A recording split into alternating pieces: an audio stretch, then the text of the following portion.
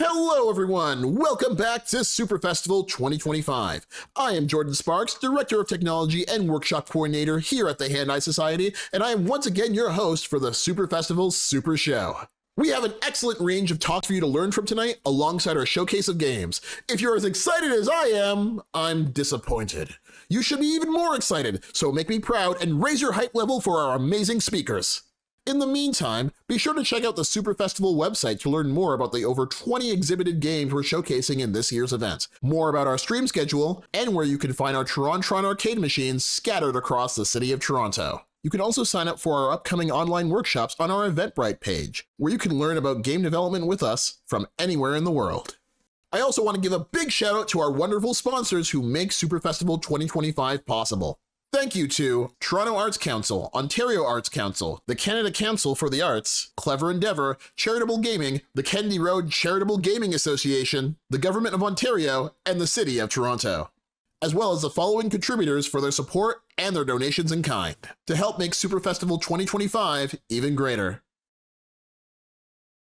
Well, that's enough of me. Let's get on to the talks and games. Enjoy Super Festival 2025, and I'll see you later.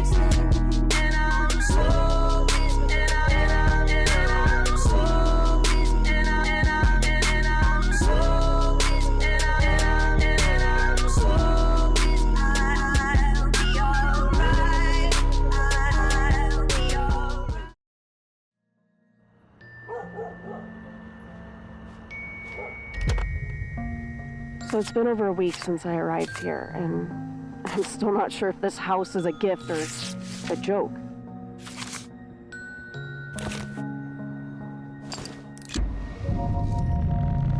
Every night I go to bed wondering who sent me this letter and this key, and I wonder why they did it. I'm leaving behind this tape recording in case I disappear or something happens to me.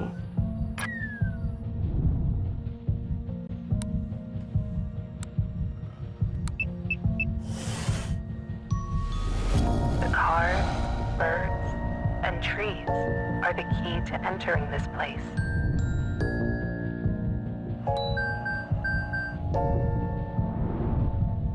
Who are you? Are you behind all of this?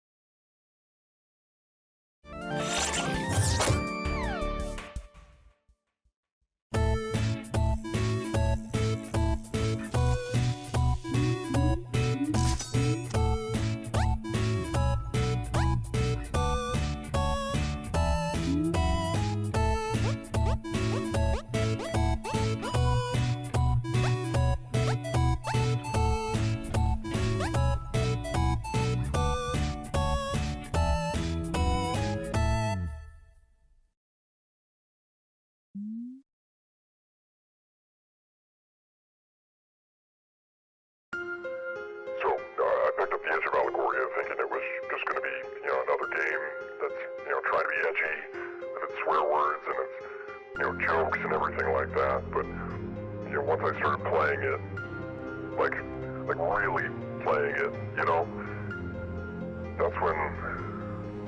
that's when everything changed. I found these weapons and armor. I'd master them, and my character just kept getting stronger. And the attack combos, once I figured out how those worked, the power was unimaginable. But the story is what got me. It really sucked me in, and it showed me something about myself that I didn't even know was there. And now I don't think I can ever go back. Sir, this is a liquidation store. Oh, right,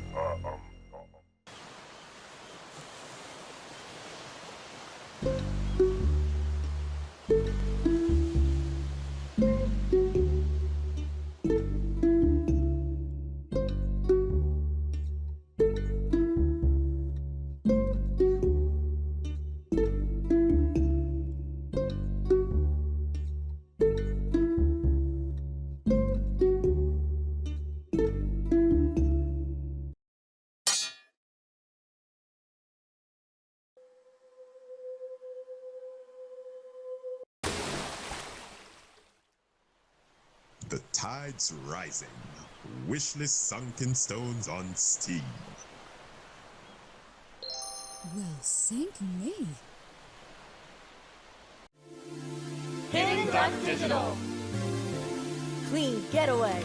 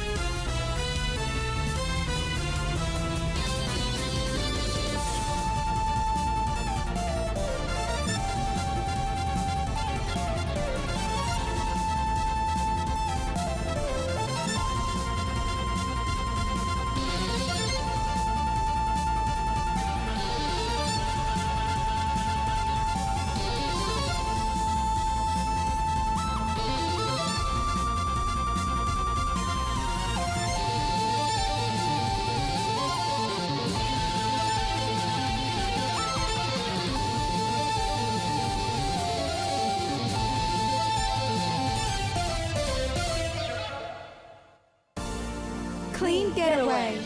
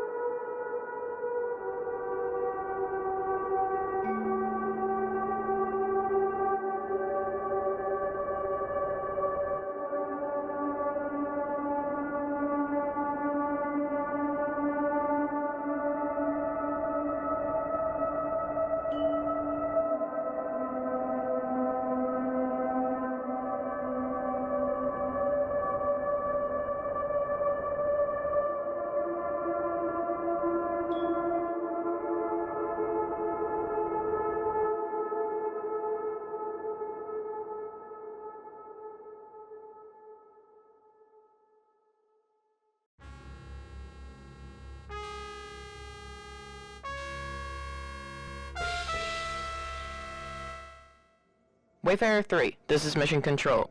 We're detecting high levels of hallucinogens in the atmosphere on Gliese 667C and abnormalities in your driver's vestibular system. Please take off and return to the nearest space agency outpost immediately.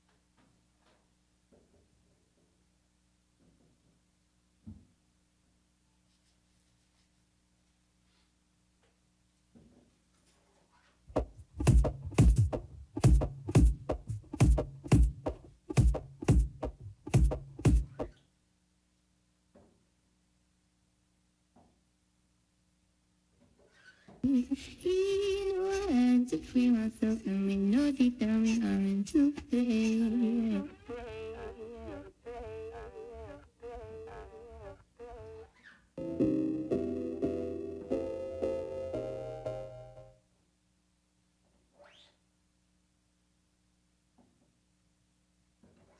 I just blend with my life. Forget that girl, fuck all those lies. I can see your future, it's looking bright. Just blend with my light. I forget in, they ain't got eyes.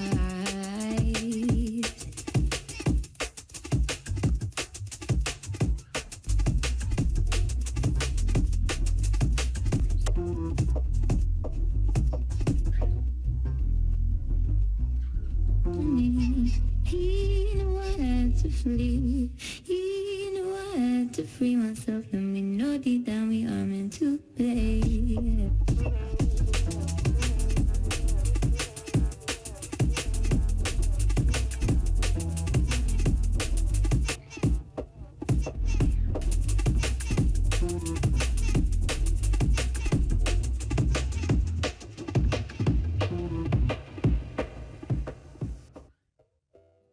This piece is called Beat Stacker. It's supposed to be kind of like a kid's introduction to making music and a little like hello to the creative process for kids in a really approachable way. So it's based off like a kid's block sorting game. You know, you just sort the wood when you're a little kid, you have little blocks. So it's like that, except it introduces a musical aspect to it.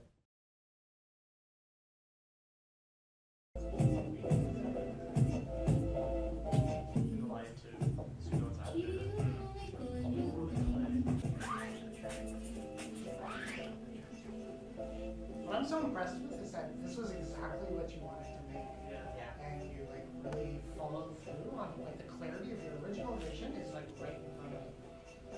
It's really impressive.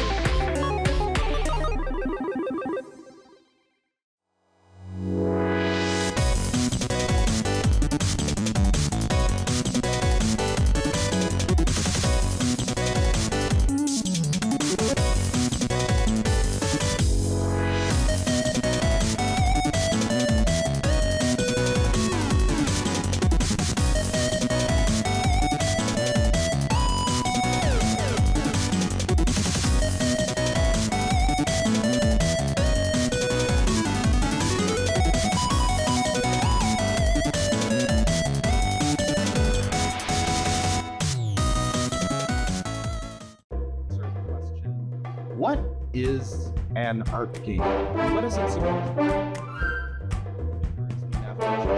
Anytime you see a game, there's never just one game happening. You know, games affect a person's agency.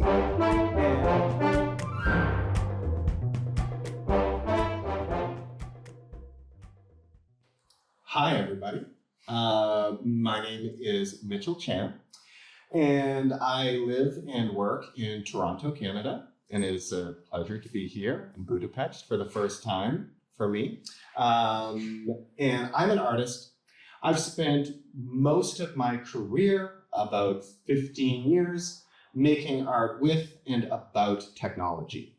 And for the past 5 of those years, I have made video games that are artworks. So we're going to go through most of the games that I've made, and in the process, we're going to answer the question, what is an art game, and what is it supposed to do? So let's jump right into it.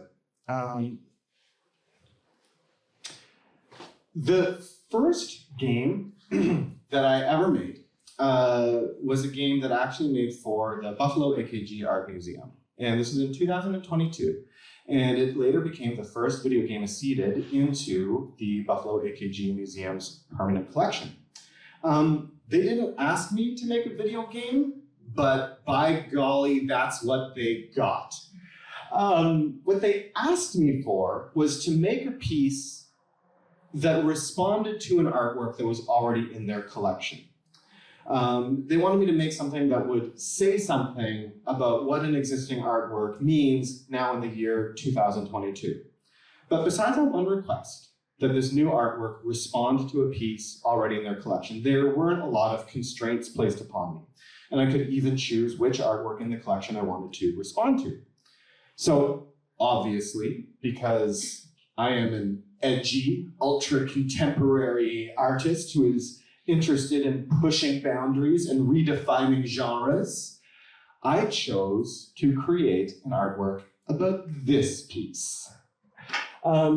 This is a piece by the American artist Winslow Homer titled The Croquet Players. It was painted in 1865.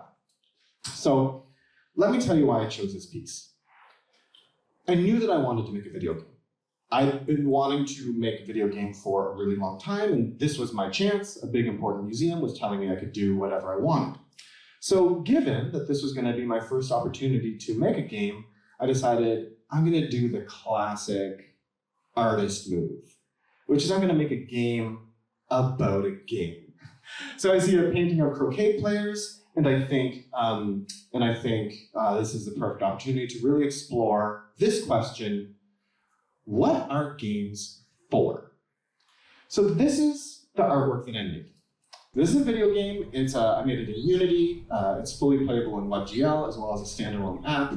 And this art game is titled Winslow Homer's Croquet Challenge.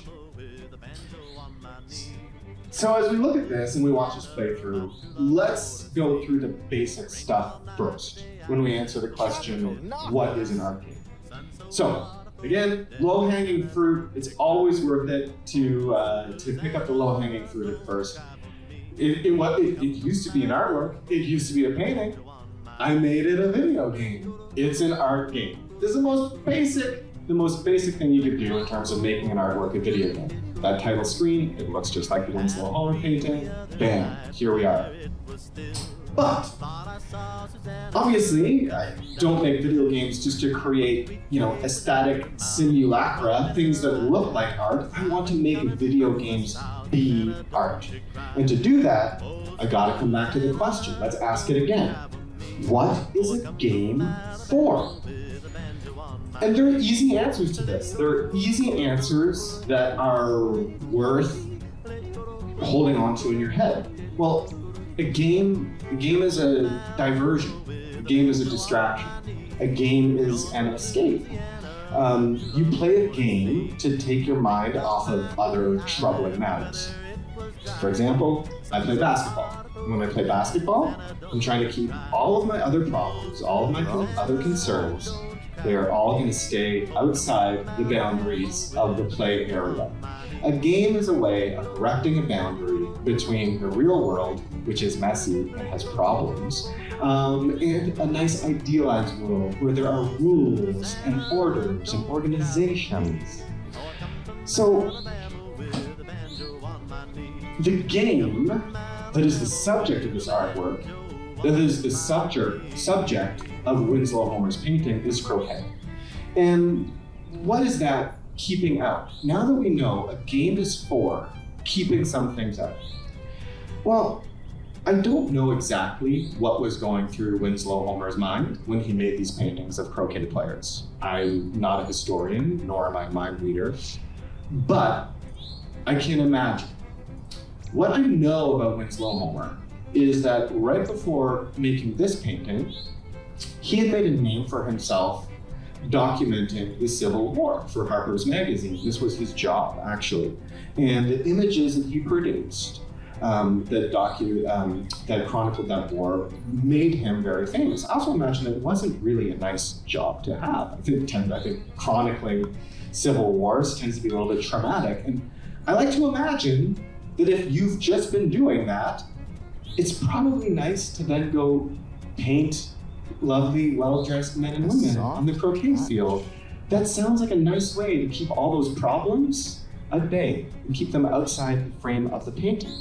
So I think this painting, this artwork for Winslow Homer was serving the same role that the game of croquet was serving for its players, right? It was a distraction and diversion. But there's a problem with games as a diversion, as a distraction, as an escape, which is that they're not perfect escapes, all right? They're not hermetically sealed. And life, society, the world, it has a way of sneaking onto the playing field. And the things that are outside of the game have a tendency to come into your line of sight. And so that is what this artwork is about. This artwork is about the ways that a game is a set of defined boundaries that keep some things out and allow only certain things in. And it's about the ways that an artwork does the exact same thing. Every artwork, Winslow Homer is often considered a realist painter, but even an act of realist painting makes an editorial decision about what goes in the frame and what stays out of the frame. So this painting of croquet players that supposedly is apolitical is making a conscious decision of what to keep outside of the frame. And so right now you see that I've rendered this very literally. Again, this is my first game ever, and so I'm just picking up the low-hanging fruit, okay? I'm picking up the low-hanging fruit of what is a game, what is it for, how does it relate to artwork, how can it be an artwork? So here, the boundaries of the playing field, you see are that gilded gold frame. And every now and then, because you have freedom of motion, there's an orbital camera that revolves around the ball. But you might notice in a few shots, right, the player will zoom out. And when they zoom out, now, in the game world, they can see all that stuff that wasn't supposed to be a part of the painting and that we don't want to think about when we're in the game. So watch as the perspective shifts, and you're going to see in the hills, in the background, just outside the perfectly manicured croquet lawn, there's a chain gang, okay, a group of African-American laborers who are working to presumably manicure this land, make it playable for the rich patrons of the croquet club, right? We don't want to think about that, but look, there it was, just off in the distance. And one of the things that I love about making games is that I never have to beat people over the head with the message. I can show them the way that they're distracted from the message. So I have no interest in making an artwork that says, hey, even after the Civil War, America was a corrupt institution that relied on prison labor instead of slavery. Like, I don't need to make that billboard as an artwork. I put it in the artwork and I provide the distraction. And many people will play this game, and sometimes they'll play this game for like an hour because it's kind of fun. And it's important to me that the game is kind of fun. And they'll play it for an hour and never notice that they're playing inside a gilded gold frame. And they'll never notice that just outside the playing field, is this prison labor that makes it all possible. And that state of distraction that I'm able to produce, that is the artwork. And that is a thing that I can only do through game design, all right? Not aesthetics, all right? Not being really good at shaders or 3D modeling, but game design. You can create distraction, and you can use it in the same way that society and culture uses it against you. So this is my first game. Another thing that this is about is how there are different layers of games. There are games layered into each other. So I believe that in this game, in this painting of the croquet players, he's also showing a certain sexual politics that is happening. Croquet was really popular. I mean, I don't know if this seems strange in Europe, but in the 1860s, the croquet field was one of the few pastimes that men and women could do together. Like before, you wouldn't socialize, you wouldn't have activities you did together. It'd be like a little bit scandalous for a woman to be in her sporting wear, with a man. But croquet was really shaking up that taboo. It was like very exciting because you could play with ladies, and if you were lucky, maybe you might even catch a glimpse of ankle when under her petticoats as she bent over to take a swing. Very sexy stuff, this croquet. So in this game, there's another layer of game that's happening over top of the game. You'll notice between shots, there are these dialogue windows that come up, and there's a little interactive story that's happening. Now, crucially, in my games, I always think about who is getting to make choices and who is getting to have agency and who is not. So in my game, only the male characters speak. Because, of course, why in the 1860s, right, in America, in this social setting, why would the female characters be able to speak? So this narrative goes on, layered over top of the croquet game. And these men are congratulating themselves on being so liberal and progressive because they won the Civil War, and now they're so enlightened, and they're letting women into their croquet club. And then, they're doing this other layer of game. They're talking about their business deals, and they're talking about the membership of the club. All of these games are enabled through social structures that have their own sets of rules. And a really cool thing you can do once you're into games is you can make one set of rules that's for everybody on this layer of game, while the game itself is determined by another set of rules that nobody else is invited to play. And so there's a version of that that's happening in this game. So it's about two things. The games as a set of boundaries that are imperfect in what they keep in, and what they keep out and allow in, and games as being layered on top of each other. There is never just, anytime you see a game, there's never just one game happening, all right? If we know this, if we watch a football match, we know there's the game on the pitch, there's the games that the owners play with their shareholders, and the buying and the selling of the players, and the financing, the sponsorship, always layers of games. So that's what this artwork is about, this Winslow Homer's Croquet Challenge. Over here. So, that was Winslow Homer's Croquet Challenge. This is the second game I ever made. This game is called The Boys of Summer.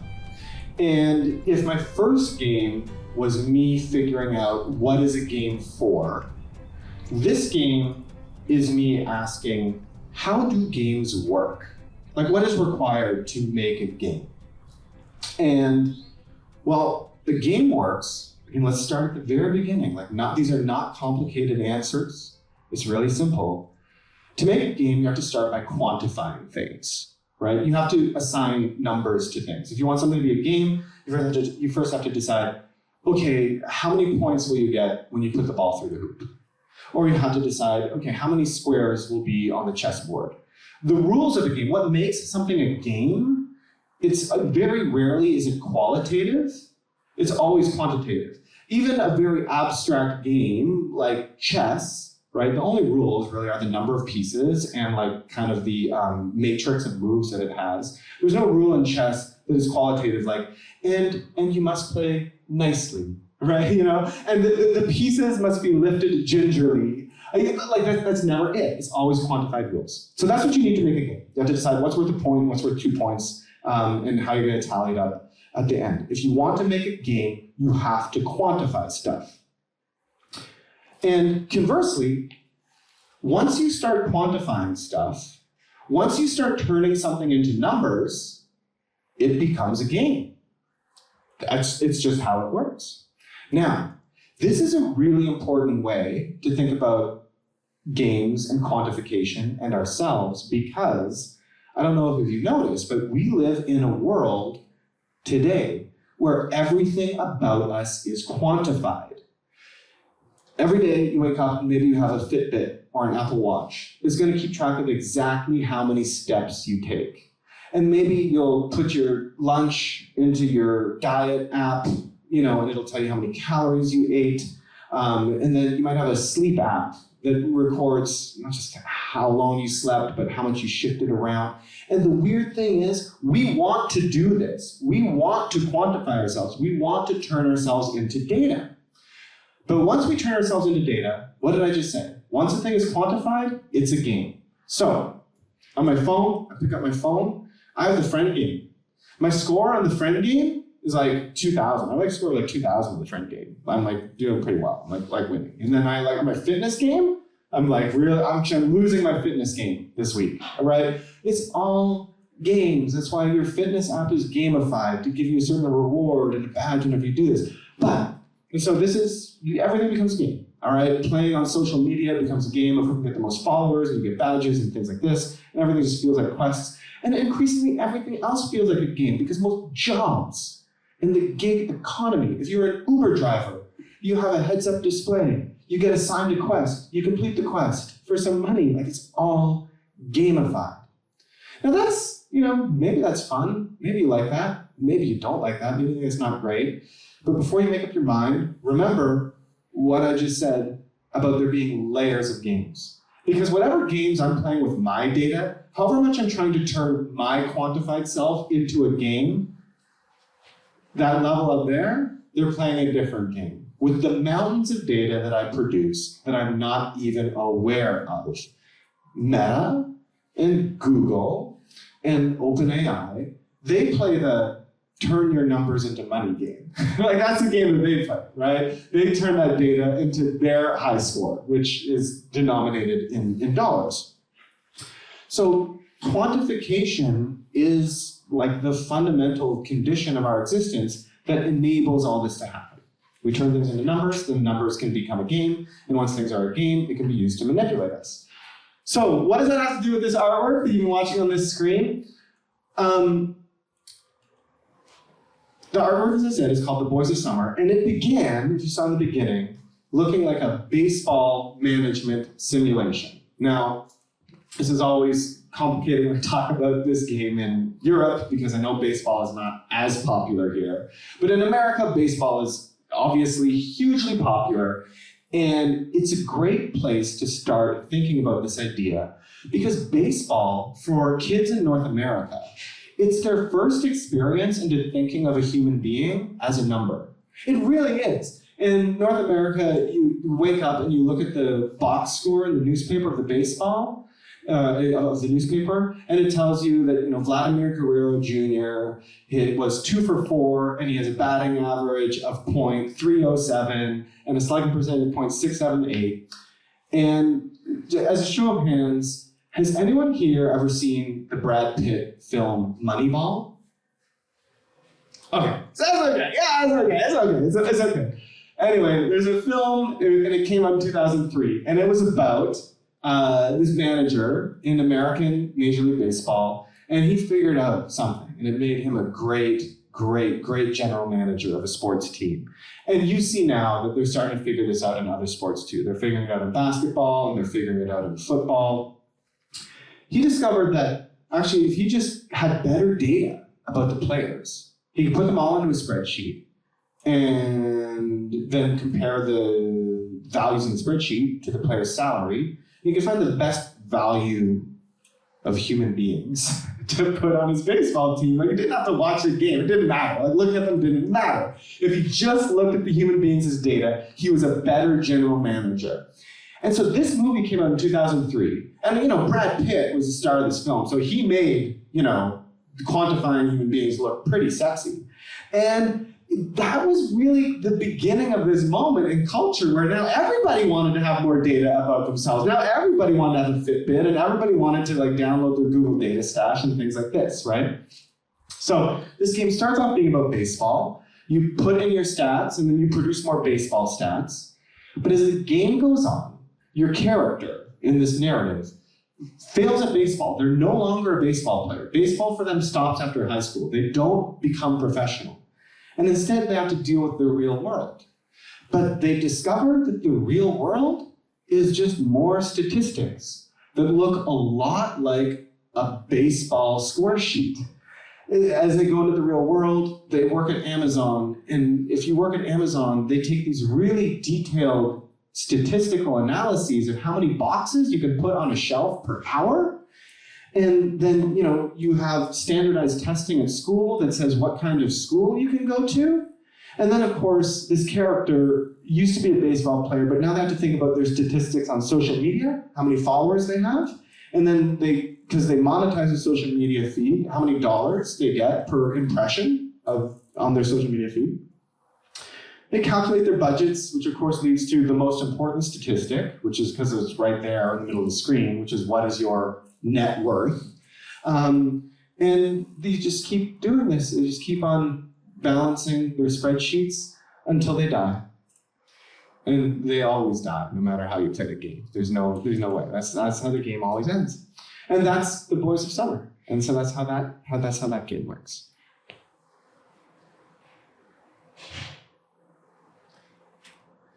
So I'm starting to come to now that I've made a couple of games, I'm really starting to figure out why this is important to me and what it means to me. A lot of artists start working with games because, for the same reason, maybe you've seen this, maybe you've seen some friends who just graduated from art school and they started to have a little bit of success out there in the art world. And the first thing they want to do, if they're a painter, they start to think, I think I'm just gonna work at a bigger scale. I'm gonna make more. What if my art was just a little bit more? Bigger. And it always works. Like the bigger canvases, they do always look better and more impressive. And it's a good idea.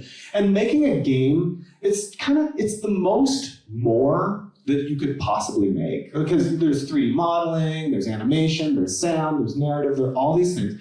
And so most artists who enter games, I think they're drawn to it for that.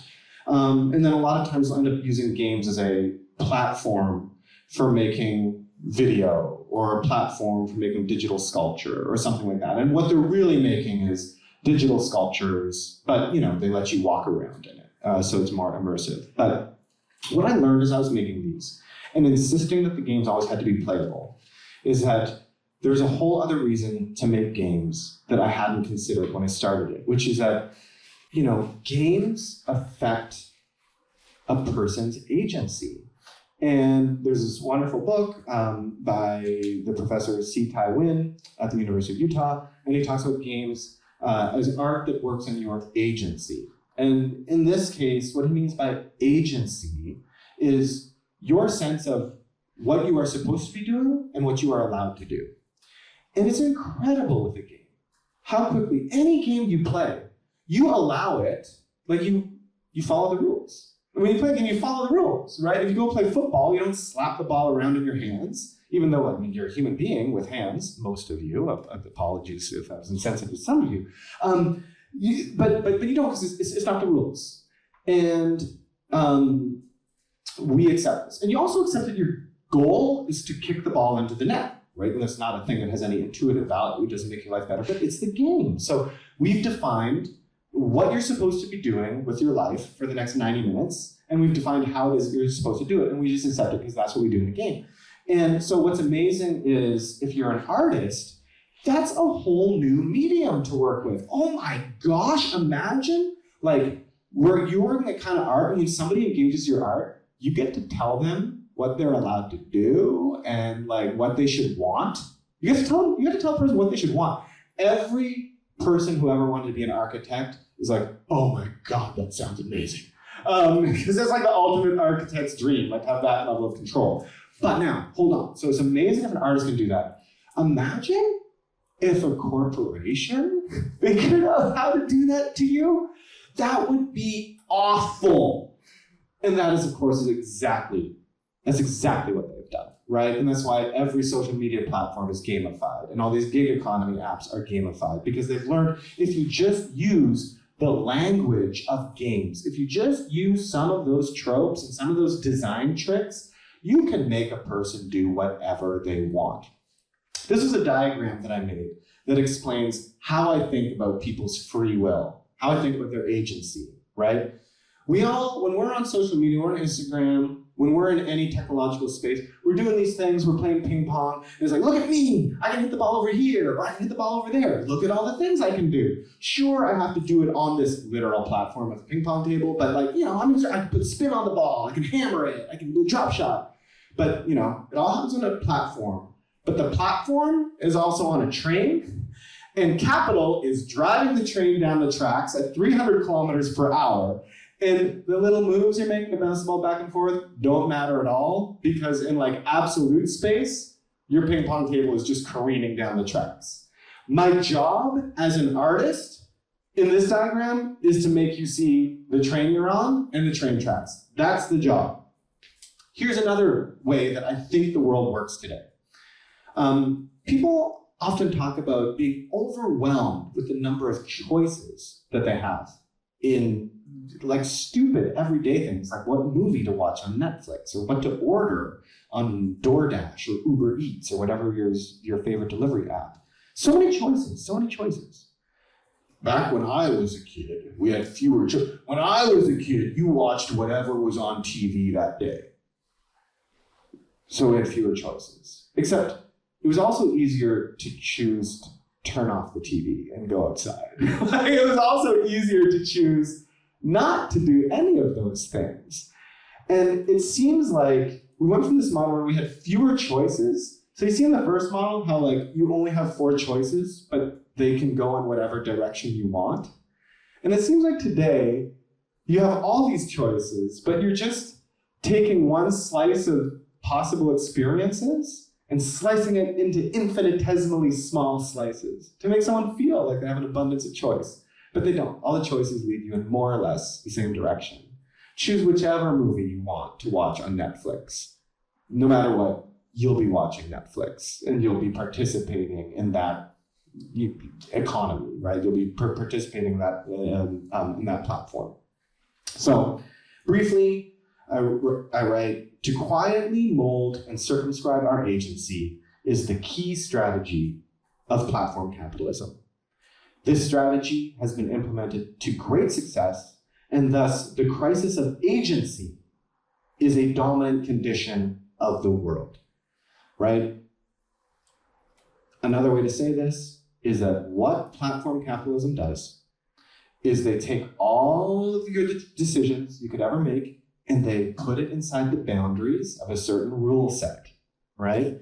And then they hide that they did that. And that is the crisis that we all contain in our minds at all given times. We seem like we have a million different choices inside an impossibly small playing field.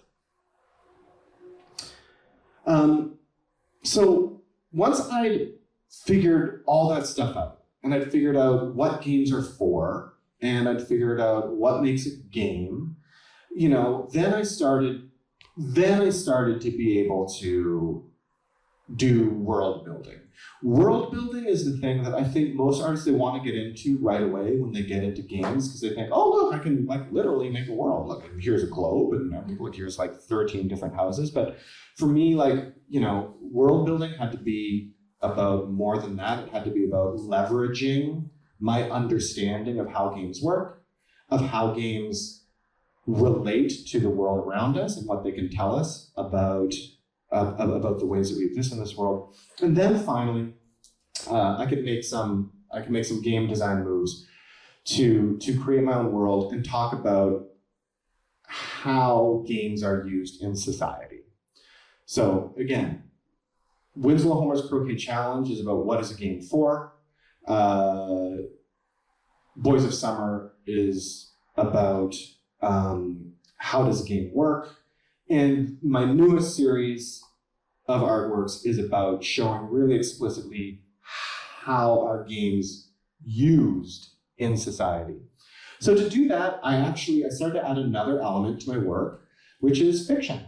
And I started writing pieces of short fiction, and I created this imaginary world where all of my games would exist. And in this imaginary world, I imagined that there would be this game called Xantar.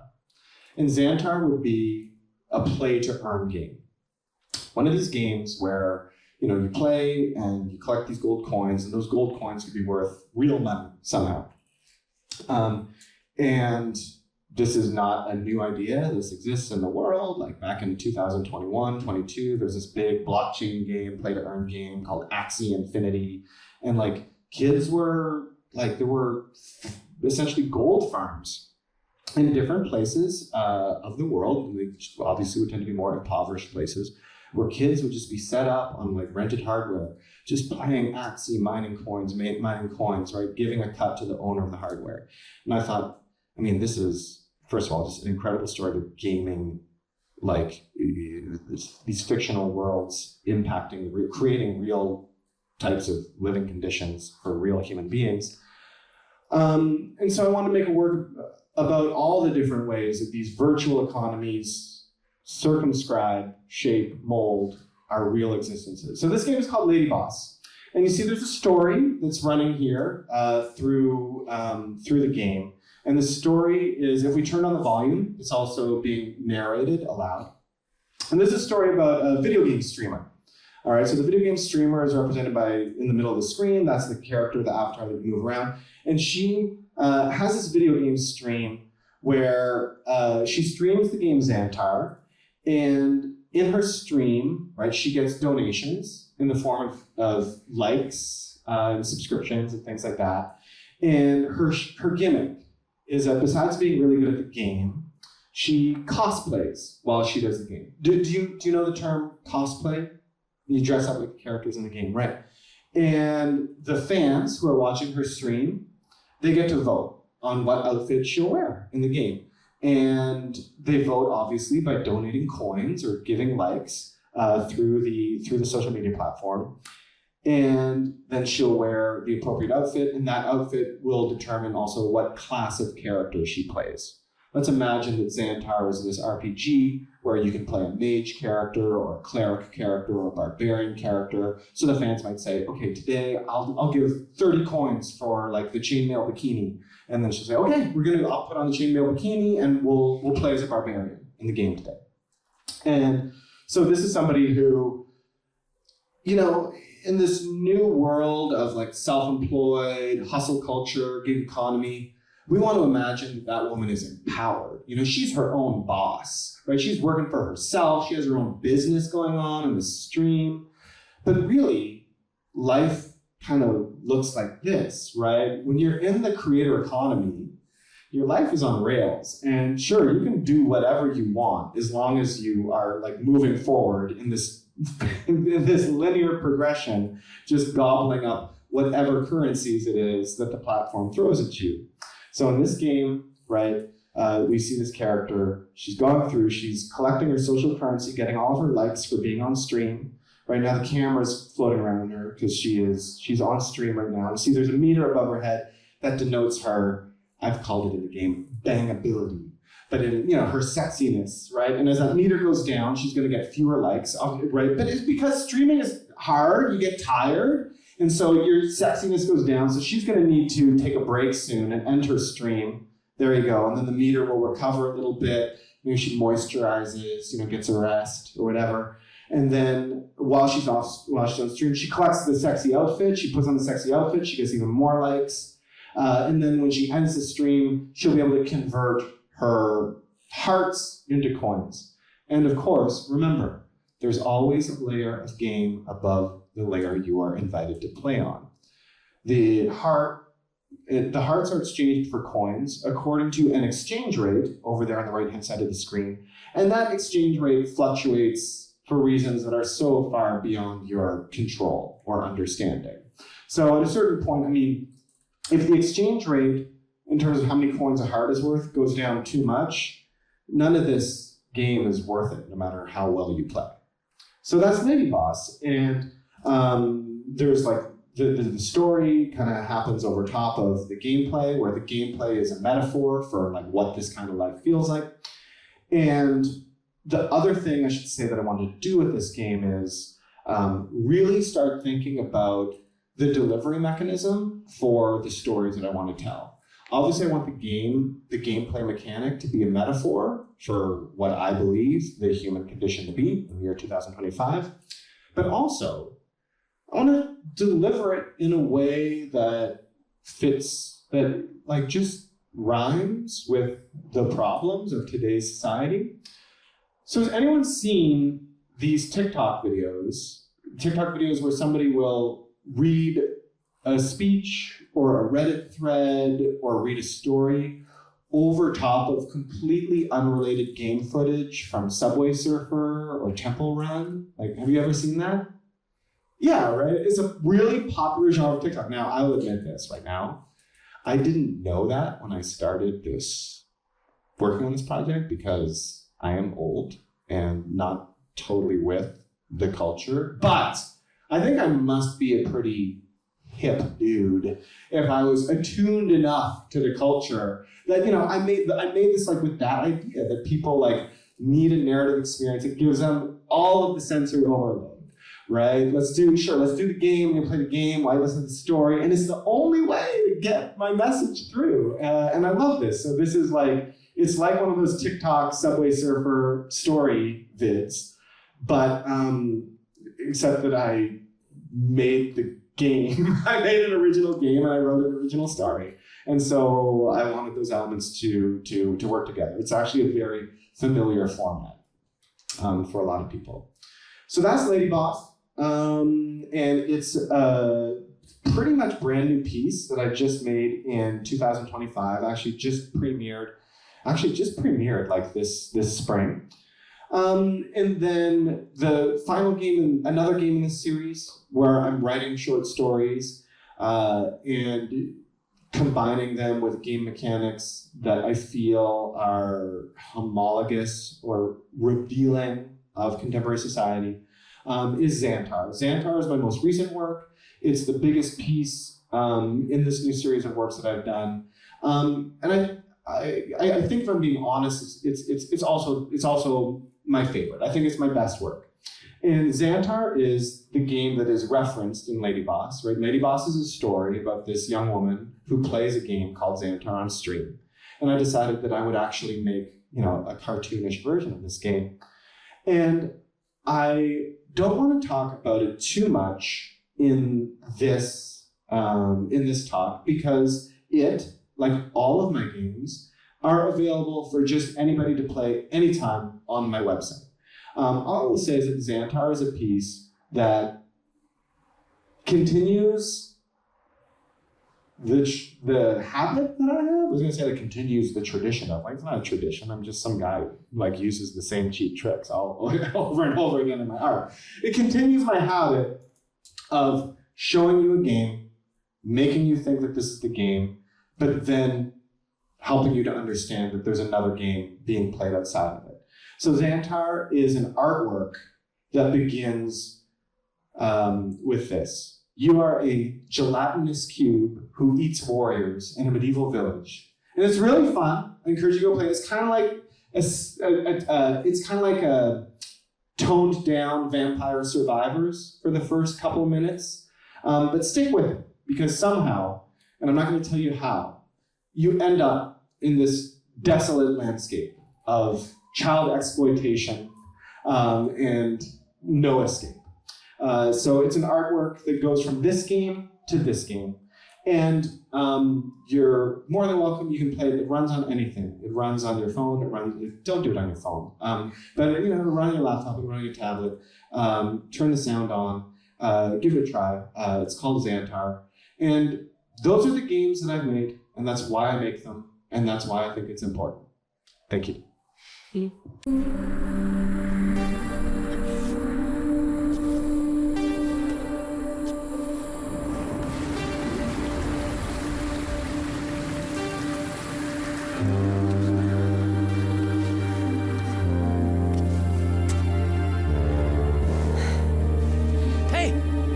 Hey, wait for me! I'm Marco. Nice to meet you. Wait a minute. You're Ava, right? I mean, the Ava?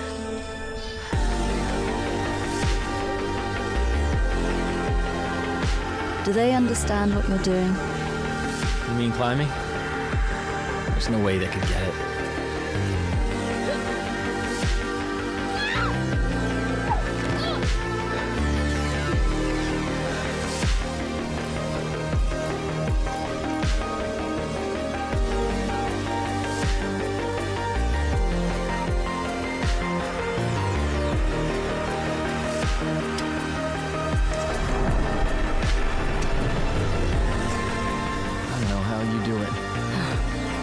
The mountain is in my gut, deep inside. There's only the mountain.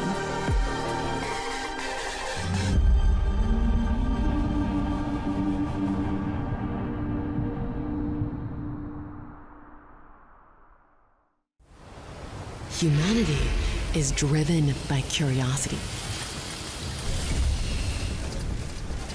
We are never satisfied with what we have.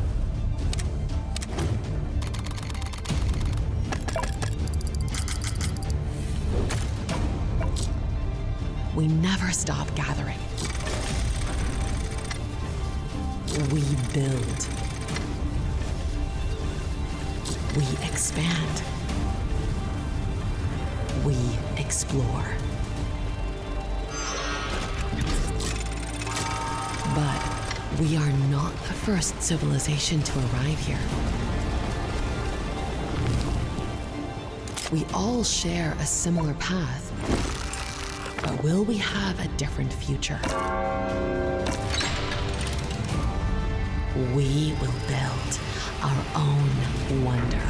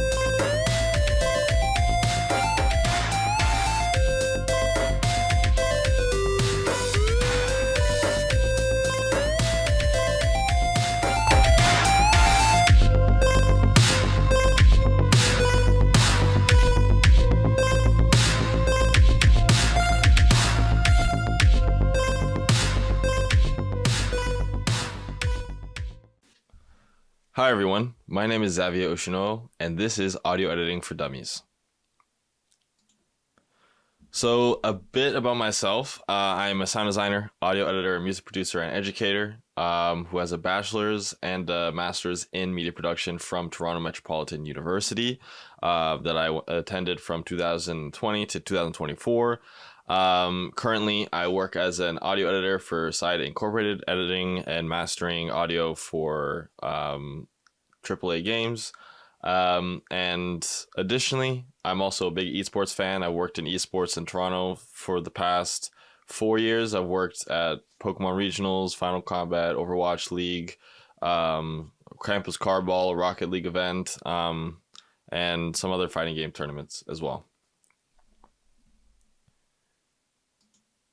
So, for today's lesson plan, we're going to have a Reaper guided demo where then I show you pretty much the overview of Reaper, some of the important details that can kind of help your workflow, how to import files into Reaper and set them up so they are easily accessible for you, keep things organized when you're getting to the rendering process and you want to export all your files. Everything is seamless and easy to find in your project. Your pre-processing chain, so we'll go over that, but yeah, your pre-processing chain showing how I pretty much set up all my my items before all my plugins before I get into making a new take and then editing all my dialogue files from there. How to actually edit the files, which I'll show you guys how to do that in RX10. And then how to render files, creating your own like custom exporting layout, and then going through the region render matrix on how to pretty much render all your files from there. And then just tools that you might need if you want to keep going and learning more about this cool stuff that I'll be talking about today. So let's get right into it. So, about Reaper. Reaper is probably the industry. It is the industry standard for game audio. You can also use Pro Tools, and I've seen Nuendo a couple times, but Reaper is pretty standard. And the reason why is because it is customizable. It is very, very customizable. You can do literally almost whatever you want with it. You can add scripts, you can add, external plugins to help shape your project, make things look cool. You can even put in custom themes that have easier workflows, etc., etc. It's really cool. I love using it. It's definitely been my favorite DAW for working with audio. Outside of music, because music I just do everything on FL Studio. And yeah, so before we get into Reaper, just make sure that you have Reaper downloaded. And in addition to that, looking at the SWS and Repack extensions, those are really important as you won't be able to customize your Reaper without these downloaded. And so let's get into it. And actually we'll do a plugins overview and a keybinds overview as well while we're at it. So let me get into Reaper real quick. Okay, so actually let me first off go over Repack. So Repack's a package manager for Reaper. You can basically install whatever resources you need at like Rescripts, which I've added to my Reaper JSFX, extension, themes, language packs, templates, interfaces, and so on and so forth. There's so many things you could do with it. It's very cool, and I'm glad that this is available. Then we also have the SWS extension, which is basically just more extensions for Reaper. You can go through everything here, but yeah, basically more extensions. So you can seamlessly integrate it into your Reaper, and you can add more features to Reaper, which is pretty cool. All right, so basically, this is Reaper. I have a theme on it, so it might look a little different than yours, but I purchased the MVK theme. It was like 15 Canadian, I think, or 20 Canadian. It was very cheap, and I really like it. It makes my Reaper look so much cleaner and more organized. And yeah, you can customize it however way you want. But so yeah, let's quickly go into what the important things that we need. And I'll kind of just start with extensions since we just hit that. So basically, once you've downloaded the extensions and you've added them, you can browse packages. You can browse your packages that you've added. Oh yeah, so right here, these are all the things, all the packages that you have. These are all the things you can add to your Reaper project. And they're all, you can delete some if you don't need it. So like I have the SWS extension here and the repack manager as well that I just mentioned that you can add. And then if you want to add any other ones, you can go to import repositories, and if you want to add more things to your Reaper, you just copy and paste the URL. Usually it's a GitHub link, and you can just copy and paste that right into the import repositories, and you've imported it there. And then when you want to manage your repositories, you can see what you got here. So like, as you can see, all of them are pretty much GitHub. And then yeah, we got like Bird is one I use pretty often. You can do global sampler, which I'll get to in a second. But it's not really, it's not really necessary, but yeah, everything you got here is pretty cool. Like Audio Kinetic is a really important one because you can use Rewise, which connects your Reaper to Wise, which makes things a lot easier as well in that regard when you're trying to integrate audio into your games. Now, so with SWS, you can basically just customize your Reaper however you want. And the one thing that I've done was I basically customized one of the things that I really liked about it was I could customize my Reaper to make it so with the color scheme that I could just edit the color scheme however I wanted. So for example, if I press Control T to make a new track, and then I press Control T again to make a new track, and I shuffle it into there, and this icon will pop up. It will change the color, so the color is the exact same.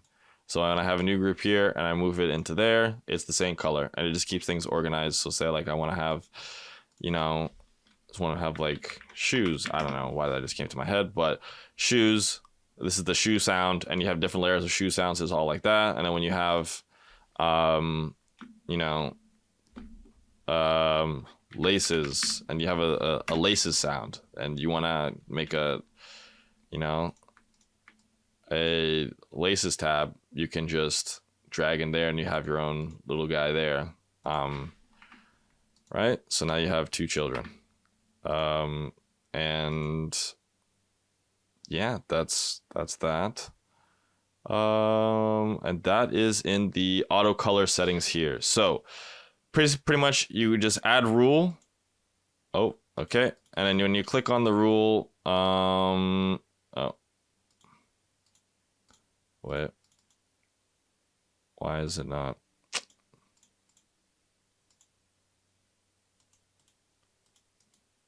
Okay, so you add rule, and you can change it to whatever these settings are right here. So if you want to have whatever you need for your project. So the way I do it is I have a children as track 1, and the track 2 is any. So pretty much anytime you make any track, it's random. When you have the children as track 1 and you put that child into that random track, it will auto sort that color into whatever the random track is, and you're good, and it keeps things nice and organized. Now, additionally, If you're ever working with any, video MP4 file, then you can click on here and you have the video toolbar as well. Media Explorer is another one that we're going to get to in a second. Region marker management is also pretty important for what we're going to go through here. So like region, once we get to this, you'll have your regions of all the files that you've put in your project and all those regions, and it keeps things very organized. But the one thing I want to get to is customizing your keybinds. So customizing your keybinds is really important because you can, it just makes workflow way easier. You can add your own custom keybinds like you see here, custom Xavier, return from RX, or send next item to RX. It's something that I've created, and I'll get to that when we get to that. But basically going through and adding your own keybinds for certain things. Like I have a keybind. I changed the keybind so like if I want to add markers to multiple region markers to multiple tracks, I would just press Control M, Control Shift M, and it'll create those regions accordingly and makes things way easier for me. Okay. Now we need to go through plugins as well. So adding plugins, pretty much whenever you create a new track, you just click Show Track FX, and then whenever you click any of these on here, like I got a bunch, but say I want to add Nectar 3 elements for some reason, then you just click it there, and say I want to add, I have an effects chain, like you want to add an effects chain. I created an effects chain here, so you can go back here, click Save Effects Chain. You just name it whatever you want, and then like I would like to name this Nectar Chain, and I can save it there, and we are good to go. So that's pretty much it. Okay, so let's get into the nitty-gritty of everything. Having to import your files, having to process the files and create a render of those files, and go from there. So first things first. So how are we going to import our files and using the commands to organize these files? So once again, I'm going to delete this track. I'm going to create a new track. You can't create a new track if you want to, but you could also just drag and drop the files. So there's two ways that you can add files to your project. The way number one is by just click on View, and you got Media Explorer. I don't really use this, and the reason I don't use this is because it looks really funky. Wow. I already dragged this. Okay, and the reason, so you have all your sounds. So basically, this is my sound effects library that I have on my desktop, and I just have this here. The reason I don't use this is because I have 3 monitors, and I have a vertical monitor where I just have all my sound effects right there, and I can just drag and drop them into Reaper, and it's super easy for me, and this is what I like to do. For someone else who doesn't have more than one monitor, this would be ideal. You can also move.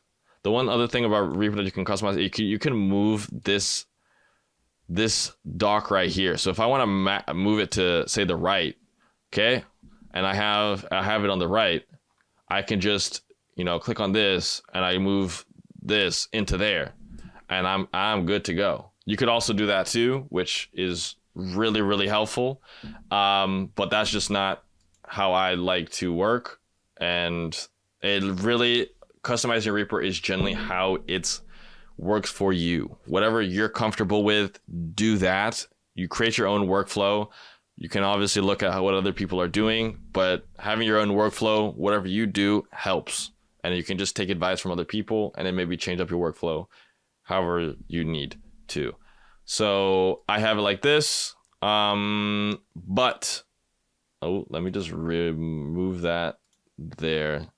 But I don't really use the Media Explorer. And so I just keep it like this. Now we're going to add, I'm going to add some dialogue. So let me go find that real quick. All right, let's do day one. Okay. So I was working on a game project pretty much most of last year, where we were recording voice actors and whatnot. So I was in the studio. I got a bunch of stuff now that the game is done, but so sequential. So when you import the tracks, it will ask you for this. You can just drag them into place if you want to. And if you want, you can do it like this. But it'll say same time position on separate tracks, sequential time positions on a single track, or same time position in fixed lanes on a single track. Now, the best one is sequential time position on track. I mean, if you, for what we're doing right now, is this one. If you want to do same time position on separate tracks, you can. If you have like multiple sound effects, it works. But we're going to do this. So when it does that, you can see here, all the tracks are kind of are all connected. There's no separation between them. It might be a little challenging. So the first thing I do, I mean, we can edit this and just name it dialogue, right? So the first thing I do when I start a project is I change the separation between each audio file. Now, the way that I do this is I go into the action list and I search, I think it's, no, time. I don't know what the exact thing is off the top of my head.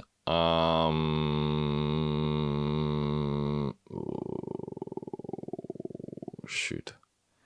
Don't know what the exact thing is off the top of my head. Wait, let me see if I can Control plus Shift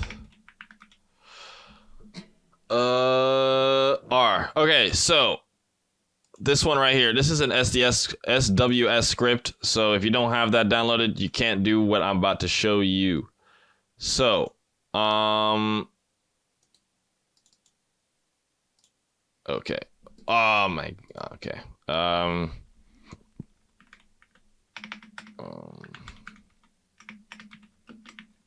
Man, okay. All right, so Control plus Shift R. So the Xenakios reposition selected items. I don't know why it's not showing the whole thing. We cannot see that. It's not showing the whole thing. Well, yeah, it's reposition selected items. Okay. So I have that bound to Control Shift R. It's just what's easier for me. If you want to do something else, you can do that. Other issue with me is that I have a smaller key, like a what is it, like a 75% keyboard, so it doesn't have everything there. So I don't have like function keys, which would make life easier, but I don't have that. And so, you know, I have to like work around that. So I have it bound to Control Shift R, so I could Control Shift R. Now I'll say reposition items, add time to interval, item start, item end. Okay. So I like to do the item end. If you do item start, it's just gonna look really funky. So you do item end. I usually do 1 second. You can do 2. Like, once again, preference. But if I do 1, I think it gives me ample amount of space. So if I click OK, it will make this nice little selection here between each file. If you want to just, you know, a bit more organized, you can do, you know, 3 seconds maybe. And you can see there's a larger gap, right? And you got more time to work with everything. Now, the next thing I like to do, Control Shift A, no, Control A to select all the items. And then if you press Shift and the up and down keys, you can change the size of the waveforms. Now I like doing this because you can see the separate, like in between each audio file a lot closer, and you can see that there's, you know, there's some gunk in there. There's some audio in there that you don't need to, like, it's probably like a breath or room tone or something. And you don't want that in there. So that, just to keep note, right? And you can see here, like, for example, I have this giant bump right there. Then I know that there's going to be that while I'm working in RX, and I know to make sure that I can remove that in the future, or I should remove that. And if it's still there in the next file, then I didn't edit properly and I have to go back and do it again. Now, I've done this.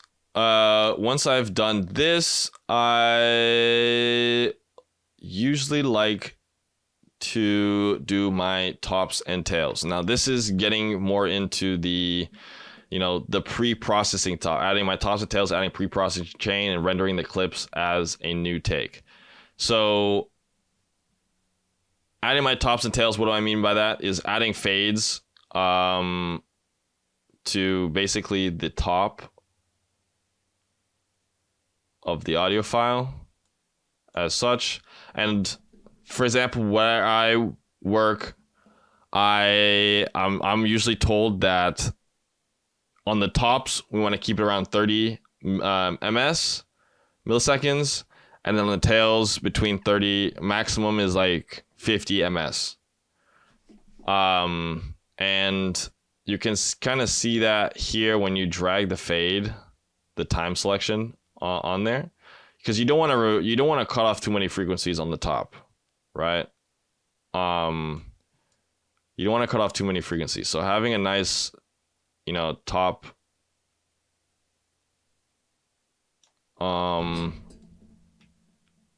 tail is good. So now you can see if you want to drag and it like locks to the grid, just regular drag it. If you want it to flow seamlessly, you can just hold down Shift and you can drag everything around seamlessly, right? So I want to have my top right there, nothing crazy, and then I go to my tail and I drag it down, and then I do it about there. About there.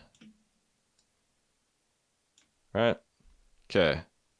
There's my tops and then my tail. And you can do this for every single one. I'm not going to do it just because for the sake of this. But do that. The next thing I'm going to do, and you need to make sure that you do this every time for organization purposes.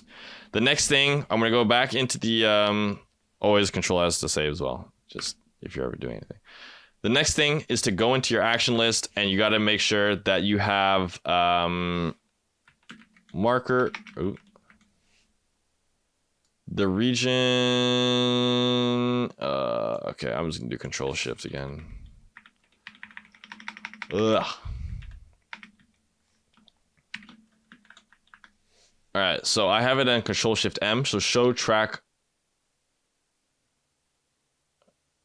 manager window. No. Oh no, I know what I did. Okay. See, I'm someone who just memorizes the keys and I just forget what I have, and it just becomes muscle memory to me. Sorry, SWS create regions from selected items named by active take, which is important because the reason why is that when you make a new take, it will say 34, like render take 1, right? If you want, usually, like say for my work, they ask me to send them the files as they were delivered.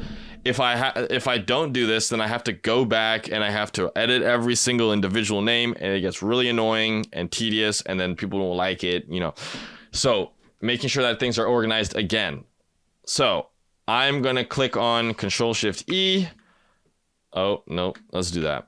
So you do Control A to select everything, and then you do Control Shift E, And you see here that I have these markers, right? And now when we go into region render matrix and you go click on view, I think that's not the right matrix. Where's my region render matrix? Okay, so yeah, you click on region marker matrix and you click on region render matrix, render matrix, and you get there. Okay. So I have my render matrix right here. As you can see, I got the master mix, all the tracks, and my dialogue. Now, when I get to the exporting phase, we're gonna talk about it a little bit more. But you see here that I have each one is numbered the exact same as the name of the file, which is good for organizational purposes. Okay, now let's get into a bit of the nitty-gritty of things. First, with rendering as new tape. So what I do, and this is how I was taught, is basically what you'll do is you'll add a processing chain. So what I'll do is I'll add my FX chain, right? So like I showed you, I saved the chain. I click on my FX chain. I click on dialog cleaning chain. Right. This is just a simple chain, nothing crazy, and it works really well for me. It might be different depending on the project. It might be different, right? But say for my EQ, this usually does the job for me. I really like it. It basically just removing some low end that kind of takes note of the maybe like the echo-ness in the low end of the room whenever they're recording, just to remove some of those frequencies, and then keeping everything else, because you don't want to really remove important stuff from about 70 to the 20K frequencies. Okay, I have a mouse declick. If you ever worked with anybody in the studio, they're always clicking their mouth. No, I mean, sometimes you'll hear a lot of mouth clicks, right? Because their mouth is dry like mine right now. And you want to make sure that they're not doing that as they're recording. If it happens, then we have mouth declick here. I have it on some pretty basic settings. I just have the sensitivity at 1. If you have it a bit too high, then it might remove a lot of the important frequencies that are needed for words. Like it might remove, like the vowel sounds, for example. It might remove A, E, I, O, U. And it's just gonna sound really, really strained and horrible. So having a nice sensitivity is good. It controls it. Then your frequency skew, don't really need to touch this any more than you have to. Just detects more low frequencies or high frequencies. Having it right in the middle is good balance between the two. And the click widening, you don't really need to touch this either. This is pretty good. This is all you gotta do. If you want to listen to how it sounds, you can always play it and have it bypass, and you can hear the difference between the bypassed and the unbypassed processed audio track. Now, the last thing, I have a de-esser. This de-esser, Fab Filters de-esser, is pretty good. If you have RX, let's just go down here. Isotope. We have this DS right here. You can also use this one. Either one's really good. I just prefer this Pro DS right here. Generally, don't touch the settings. I have it on basic and it does the job. You can, once again, you can bypass. Where's the bypass on this one? Yeah, to just listen to the sound. But you also can do this where you have an A/B, so you can hear the before and the after of the sound, which is really nice if you're like trying to see what the audio sounds like, what the dialogue is sounding like. And you can do the same with FabFilter. I'd say FabFilter plugins are 10 out of 10. I don't think you can go wrong with FabFilter plugins. They are, if you want to dash some money, if you're still a student and you have the student account, FabFilter is the way to go. FabFilter is the way to go. I love FabFilter. I use this for music, for our audio, sound design. It is so good. I absolutely love it. Okay. Now that I've done all this, right? I've done this. I've added my pre-processing chain. You can also have a monitor FX. Don't really want to put it. I don't put anything in here. But you could add, you know, that same low end band on there. But when you have it on your monitor FX up here and you have it on, it could affect basically all the sounds in your project, and you don't want that. Maybe you don't want that. Maybe you do. It is completely up to you. Excuse me. I prefer to have it off. So, but yeah, global sampler. I mean, it's cool. If you play a sound, I always like showing people. I think it's so cool that you can do this. He claims a few items were clept. And then you can just drag and drop the sound from there. I think it's cool, but it changes it to stereo from mono, and we're working on mono files, so we're not going to use that. So now, once we've done this, we can do Control A again to select all our tracks, and then once we've done this, you can go. Is that on? It's on. Cool. We can go to track. Why am I blanking? Track. Okay. Render items.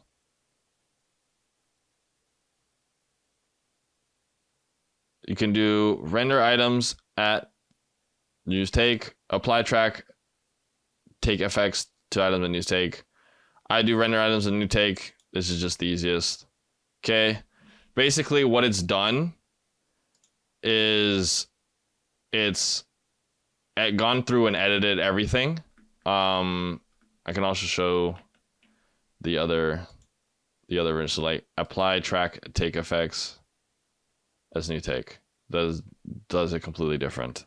But yeah, once you do, item, render items as new take. I was like doing this one. This is all okay, and it just pretty much takes all your items here, your pre-processing chain, and it cleans up everything in here, so you don't have to edit as much in RX. Okay. So now that I've done this, I can take all my items. So first thing to do is to turn off the FX, because we need to have it off. We don't need to process it anymore from this stage. And so we're just chilling here. We can just send the items to RX and we're good to go. We don't have to worry about editing or cleaning from this point right now. And so the next thing we need to do is once again go to the action list, and we can create our custom commands. So I'm going to show you guys my custom commands here. We can do edit action. So what I've basically done here is let me show you the first one. So this is F1. Okay, so you do item so what you do is you can basically search for whatever you need. So say I'm looking for some like region, I don't know. Remove region including contents. You could just click on that and you can add it, right? So what I've done is I've added item navigation, select and move to next item. You search for that, add it in here. Item, open item in copies in primary external editor, which is my RX editor. Then item set selected media temporary offline. And the reason for the offline is that when you don't have the items offline, they won't work in RX properly. So you have to have them off There's also a setting. There's also a setting that so go to option preferences there. Actually, let me do that again because that was fast. So click on options, preferences, and then if you search offline, that is not it.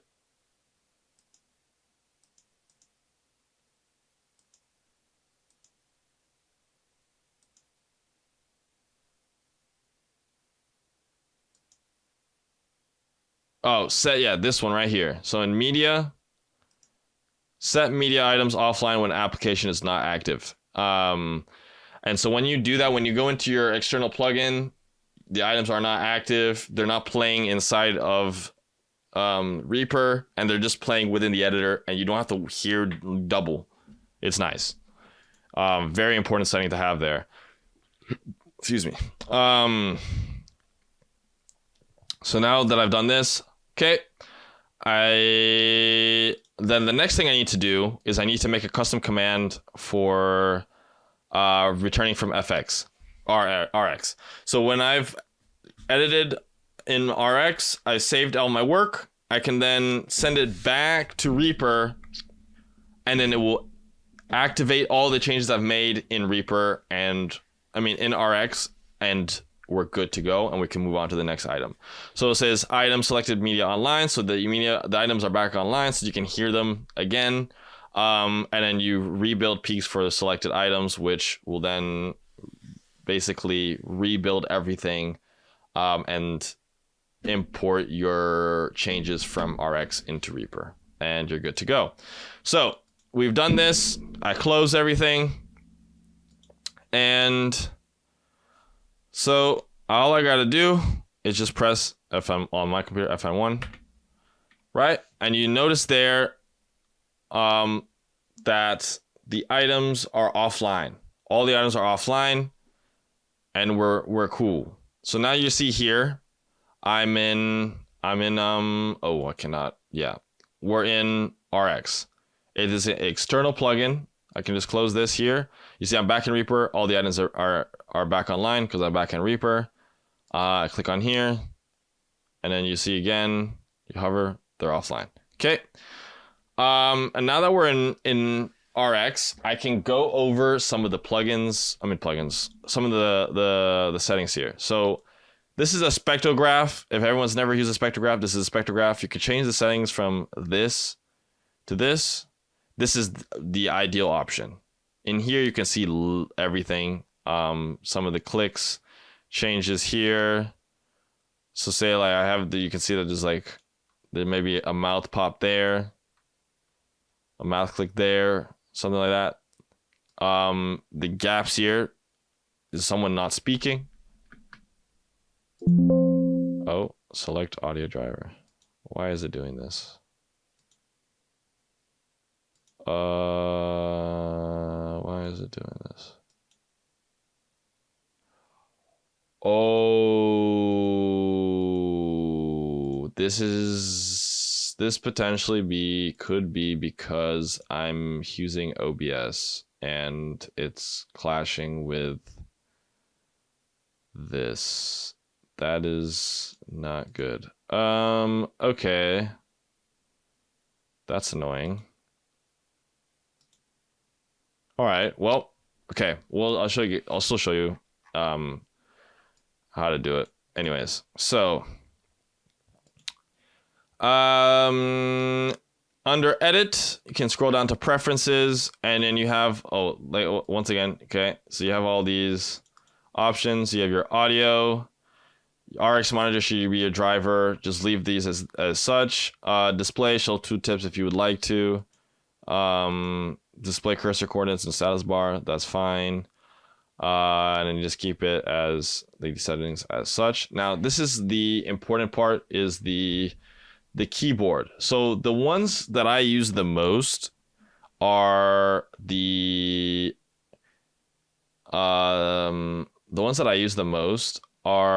D-click. So the ones I have put them on like 1 through 5 is I use D-click, mouse D-click, just if I need to remove any more clicks that weren't deleted in the pre-processing chain. So I'll do mouth. So mouse D-click is on 1. All you got to do is click on this. You just add the keybind and you're good to go. So the command, right? So anytime I just hover over an item and I press 1, it completely removes the item and we're good to go. Okay. Oops, I didn't mean to do that. So now I do the same thing for, say, gain. Right? Apply gain is a 2. If I want to remove some of the, I usually use the gain if I want to remove some space between words, and I can just press 2, and then it removes some space between words like such. You know, if they take a large breath there, like this one, for example, even though we can't hear it, I just know right there that's probably a breath. And so if it's not part of the performance, you want to delete it. Usually if it's part, it also depends on what the client is asking for. If you want to remove it because it's part of the performance, then you do that. If they don't want to remove because they think it's part of the performance and it makes it sound better, then you keep it and it's all good. And then you can move on to the next item to edit. There's also the spectral edit that I have on 3, I believe. No. Spectral repair, I have that on Control 6. Yes. My spectral repair on Control 6. Just to do some more repairing. Usually on heavier edits. Like this one, this one has a lot of issues. A lot of stuff to edit on this one. And so maybe I might use the spectral repair to remove, some more like frequencies or something. So yeah, this is the spectral repair. This one is, no, sorry, not spectral repair. Spectral denoise, not spectral repair. Spectral denoise. This guy is very good. See your input output, your noise profile, your residual noise, and your curve. This is also used in just editing audio in general. Say like I'm recording Foley out in the forest and there's a lot of background sound. I'll use my spectral denoise and just clear up a bunch of unwanted frequencies and noise just so I can, just to make the sound cleaner. Yeah. And then you also have deplosive. Another one, if there's pop Ps, you can run deplosive. I just keep these settings so I don't remove too much from from those syllables. But yeah, that's good. And you can also use D-click. Is a little bit more aggressive than the mouse D-click as it removes like everything. So keeping those settings relatively low is definitely better. So you don't once again you don't remove unnecessary frequencies. Also mouse D-click important. I just leave the settings. Like, sensitivity is a little high. I could move that. Also, I've already done it beforehand, but I like keeping the sensitivity on high just because sometimes those clicks are very aggressive. But yeah, you can always change the settings if you need to. I'm keeping the frequencies here the same. Here, and then the other ones I use are fades in and out. There's also the fade in and out. Say I'm working here as well. What I could do, instead of removing all the gain, I can just fade. So you want to do a fade out. and then fade out the breath or something. You could do it such like that. And you can see that I've done multiple fades down here. I can just click on this one or click on gain. It takes me back to the last edit I made, and it removes basically everything else. Like say you can do fade in, but you can see that here my top is pretty much already edited, so I don't really have to worry about the fade in there, and the same with the tail. Okay. And then another one is the gain. If you press G, Control G, this is one way to edit the gain. You can manually edit it like this, as you can see. But I don't like doing it that way, and I like using kind of like to touch, I guess you could say. Why can't I deselect? Okay. Basically to touch, and then you can just set it however way you want to. Once again, these settings are up to your preference, however you want to do it. It's the easiest way to go from there. Okay. So basically you see like I have a mouth click here. I want to press 2. It might remove something. Oh no, I mean I press 1 and it removes that mouth click there, which is really cool. You can see it's just gone. Right there, I once again remove something. You know, this might be like a little click that, removed. Same thing here, removed.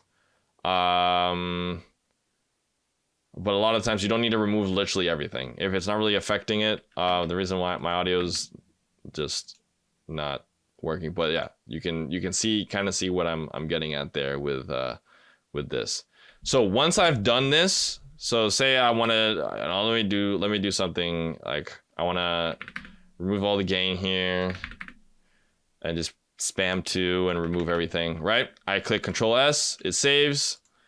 I then close this and I close that file. You can close this if you want to, right? I'm back here in Reaper. You can see here that I've made some changes, right? As you can see, the space between words, is a gap. The line is just solid. If I click on Shift to make it, you can see that there's nothing there in between words, and it's like it's nice, clear space. There's no audio there. You can leave it up to your client, to whatever. Okay. And now that I've done this, I click Control FN1 and it adds it back into the project. Well, you can see that it automatically did it for me, but if you want manually, Control FN1, it adds it back there.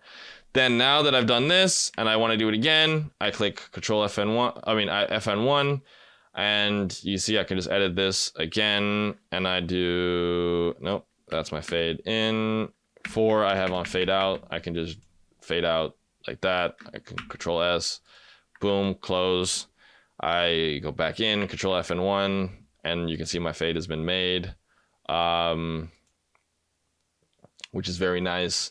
And now that I've done this, okay, and you can do the same for the next clips. But now that I've done all this, we need to go to the rendering and the pre-processing chain there. Okay, so the region render matrix is the most important part because you want to get your clips out, you want to export everything, right? So if I click on region render matrix again, like I did before, you can see here we got routing, wiring, tracking, region render.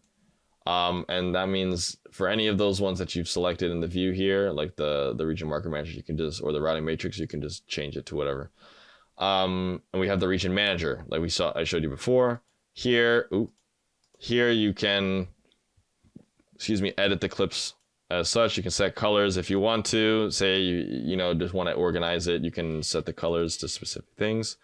Makes things easier for you, right? Take a look for yourself. Front window is smashed. Probably a forced entry. Some nasty graffiti too. Right? It's cool. You can hear everything. It's like, oh yeah, I think that sounds fantastic. I think it's good. I'm solid. I want to export this. all you need to do here is just click on, oh, that's why it wasn't, I'm an idiot. Oh my God. Don't do this. You see here, you need to create a second track, and you need to add your RX monitor. That's what was missing. Once you have your RX monitor connected, then the sounds will work. So see, now that I have my RX monitor, I click FN1. Okay. Yeah, looks like a forced entry. Now you can hear your sounds in RX. That is a rookie mistake. I can't believe I actually did that. So I click my thing here. Yeah, looks like a forced entry. See, this one sounds pretty good, right? I just want to then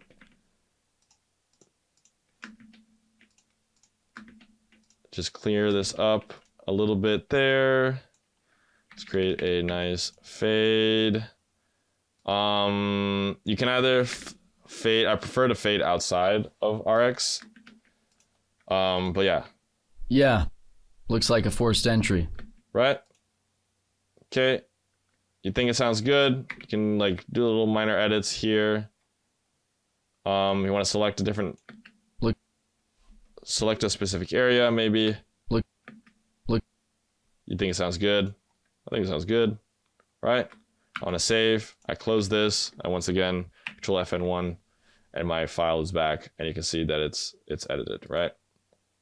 Okay. Let's do this one. If you want to go back and edit something without making a new take, just because you want to make it look organized, like 4 could be too much, right? You want to right click, and then you just go open items in editor, click on audio editor, and then you're good to go, right? So now you see that there was that little clip there, so I can listen to this. He claims a few items were clept, some stock and a couple of data drives, but he's been cagey about the details. Won't give us a list of inventory or what was taken. He's pretty mad about the place being trashed. Right? That's good. Okay, and you can see that on that last audio clip, we got something. It's taken. He's pretty mad about the place being trashed. You can hear this a click here or there. Mad about the place being trashed. Like right here, there's a mouth click. Right about here. Mad about the place being trashed. So you can see that there's a bit of a clear that with 1. About the place being trashed. He claims a few. And then there's also a mouth click about here. Clear that, and then you're good. So he's pretty mad about the place being trashed. It's much better. You can hear it. Now the click is gone. Is gone. It's way better. It sounds cleaner. And you can just keep going from there. He's pretty mad about the place being trashed. He's pretty mad about the place being trashed. Still 1 click here. Somewhere in here. But I'm not going to spend all the time finding it right now because we need to move on. So I click save, I close this, and then control, and then we're good. We're back. Okay. Now, going back into the region render matrix, you don't want to do your entire project. You want to have them as separate tracks. So what I'll do is I'll click all these 6 cubes, right? And we have those selected. Okay, you don't want to do all your tracks. You don't want to do the master mix. You just want to have that one specific dialogue track. Okay, I click render, and you see here I have all these options. We have master mix. If you want to just do the whole track, then you got that. The whole mix, you got that. Selected tracks, if you want to just do 1 track or 2 tracks, or you want to do master mix with stands, yada yada. We need to do region render matrix. Okay, so when I have the region render matrix, and I've selected these 6 cubes down here, you'll see here that it says render 6 files, and I can render those 6 files I've just edited. Now, these are my usual presets that I have.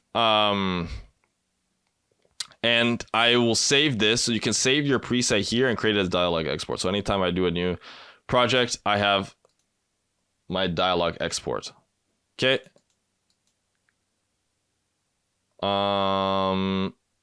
And we're good to go. So you want to have it on, oh my God. all project regions, and you're good. Okay. So we're gonna go through these real quick because we got about 5 minutes left. So you can directory, just search wherever you want to organize the files. If you want to have a spot that you want to send it, then you should send it in there. The wildcards, I just do the region, which is these regions here that I made up for my each track. Rendering to, you can render to this is the folder I've chosen in my documents.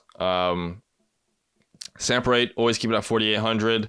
Also depends on the project, but usually you want to have it at 4800. If not 4800, 48,000 or 44,100, but usually 48,000. Mono, we're working on mono files, as you can see here. Keep this like this, and then you want to make sure you have it at wave. Secondary output, keep it at wave, 24-bit PCM, large files, auto wave, and do not include markers or regions.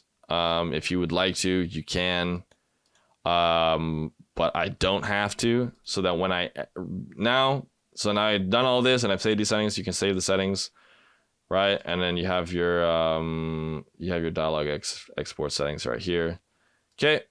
I guess I just need to save it there. So when I have it saved here, I then render these 6 files. I click render. Does a little rendering. Now I go into my documents under